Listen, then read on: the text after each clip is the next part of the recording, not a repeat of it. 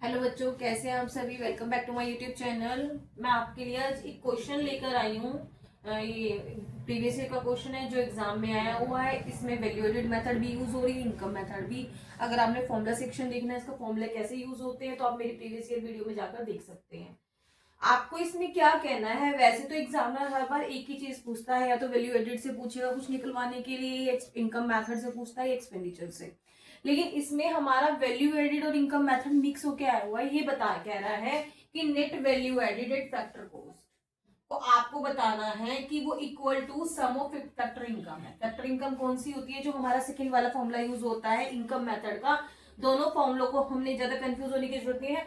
दोनों फॉर्मूलों को कैलकुलेट करना है, दोनों फॉर्मूलों से कैलकुलेट करना है हमारा आंसर। इससे भी, वैल्यू एडेड से भी और इनकम मेथड से भी, वो दोनों को शो करना है बराबर है या नहीं है। लेकिन ऊपर वाला जो फॉर्मूला है वैल्यू एडेड मेथड से वाला, वैल्यू एडेड से हमारा जो कैलकुलेट होता है वो होता है जीडीपी एट एमपी।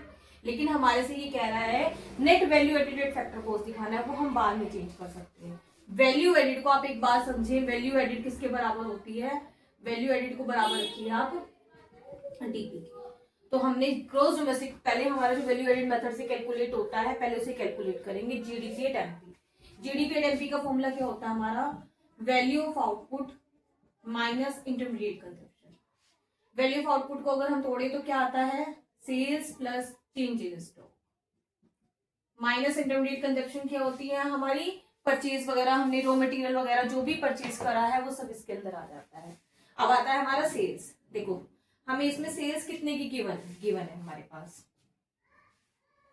ये 2160। चेंज इन, सॉरी, सेल्स में हमारे यहाँ एक्सपोर्ट्स भी गिवन है 240 का, तो ये भी कंसिडर कर लेंगे क्योंकि ये भी हमारी सेल्स होगी। चेंज इन स्टॉक आपको ऑलरेडी गिवन है 240 का। अगर गिवन नहीं होता तो कैसे कैलकुलेट करते हैं, closing stock minus opening stock minus intermediate consumption. Intermediate consumption हमारी क्या है, जो हमने परचेज रॉ मटेरियल वगैरह करा, अगर वो इंटरमीडिएट कंजप्शन के नाम से दिया हुआ तो अच्छी बात है, नहीं तो परचेज ऑफ रॉ मटेरियल ले लीजिए, 840 का आ जाएगा। तो अब हम इसे कैलकुलेट कर देंगे। 2160 है, इसमें 480 ऐड करेंगे हम,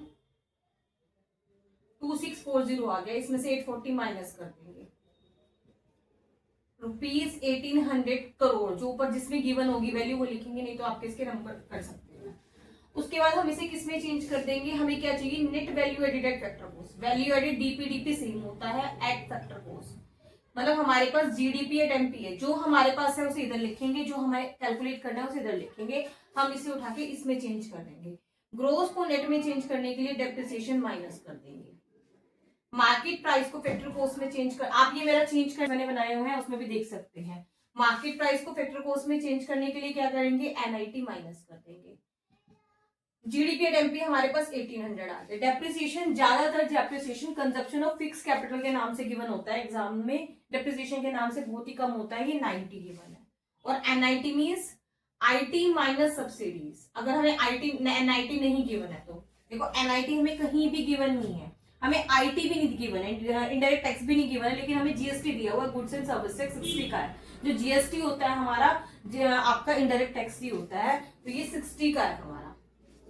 और सब्सिडीज नहीं है इसमें, तो सब्सिडीज को जीरो कंसिडर करेंगे। तो 1800 में से 150 और लेस कर दें तो हमारा ये आंसर आ जाएगा। एनडीपी टैक्सी हमारा 1650 करोड़ आ गया, ठीक है ना। अगर हम अब फैक्टर, हमें क्या शो करना है, ये हमारा एनएफ था, लेकिन हमें इसमें क्या शो करना है, ये किसके बराबर है, फैक्टर इनकम के बराबर है।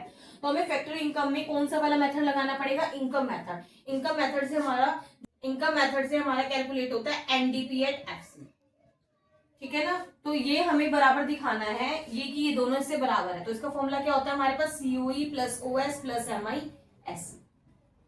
सीओई कंपनसेशन ऑफ एम्प्लॉयज, देखो कंपनसेशन ऑफ एम्प्लॉयज डायरेक्ट दी हुई है 720, डेल डाल देंगे।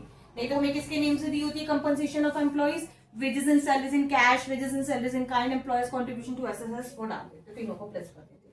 ओएस क्या होता है, ऑपरेटिंग सरप्लस। डायरेक्ट गिवन है तो अच्छी बात है, नहीं गिवन है तो क्या बताया था मैंने आपको लास्ट वीडियो में, रिप ऐड कर दीजिए इसमें, रिप पी की rent interest profit royalty. Rent और रॉयल्टी इकट्ठा दिया हुआ है 90 का, इंटरेस्ट गिवन है हमारे पास 540 का, ठीक है ना।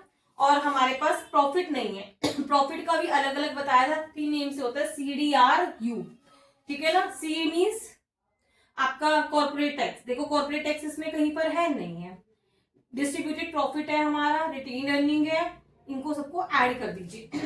डिस्ट्रीब्यूटेड प्रॉफिट कितने का है हमारा 180 का, रिटेन अर्निंग कितने की है हमारी 120 की गिवन है। आई थिंक क्लियर हो रहा होगा आपको। और तो कुछ नहीं है। सी डी डिविडेंड नहीं है हमारे पास, इसमें नहीं है।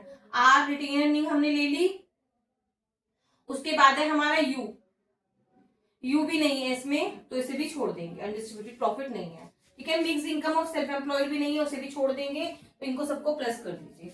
720 प्लस 90 प्लस 540 प्लस, मैं इनको दोनों को इकट्ठा प्लस कर रही हूँ 300। कितना आ जाएगा ये हमारा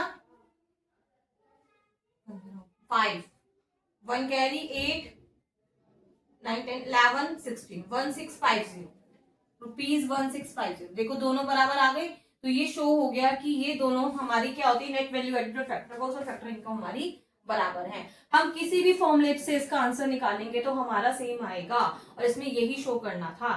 तो जल्दी से स्क्रीनशॉट ले लीजिए। Thank you and have a nice day.